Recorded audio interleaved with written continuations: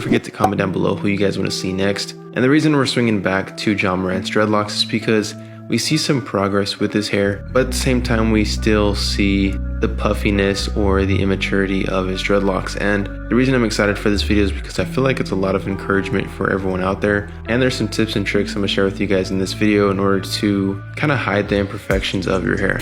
And when I say imperfections, I just mean that the hair is not completely mature. So without further ado, let's get straight into it.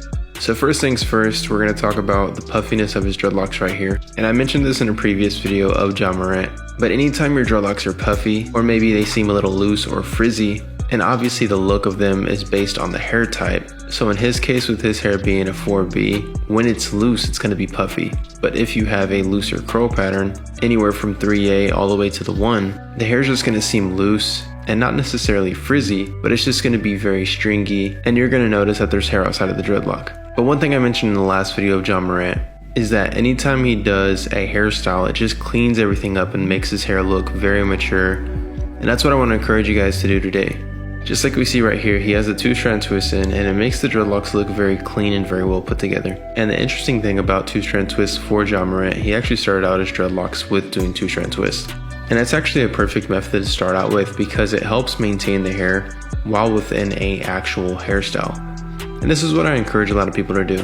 When maintaining your hair, figure out a hairstyle that you like best for yourself and do that to maintain your hair versus doing a simple twisting with gel and then clipping it in with duck clips. I recommend doing a twisting with gel and then pulling it into a hairstyle, whether it be cornrows, box braids, 2-strand twists, or bantu knots, whatever hairstyle you choose to do. It typically looks a whole lot better than just leaving it in duck clips. So we've seen before he had the 2-strand twist in and it looks very clean, but also this is probably one of my favorite hairstyles, even on anybody. We've seen Lil Baby wear this hairstyle as well. And overall, I mean, it just looks awesome on a full set of dreadlocks. If you have a full head, I would definitely recommend doing the cornrows, or you can do barrel twists, really just anything that gives you this look. In my opinion, looks really good. And just like I mentioned, even though his dreadlocks are puffy, when he pulls them into a hairstyle, you can't even tell. They look 100% maintained. All of his sections look really good. And that's honestly the beauty of doing hairstyles. That just goes to show that if your hair is messy, or if it's not where you want it to be, you can always go in and do a hairstyle to make your hair look the way that you want it to. Now obviously your hair has to be certain lengths for certain hairstyles, but there's definitely a hairstyle for everybody. It doesn't matter what your hair length is. It's just you gotta figure it out and see what works best for you.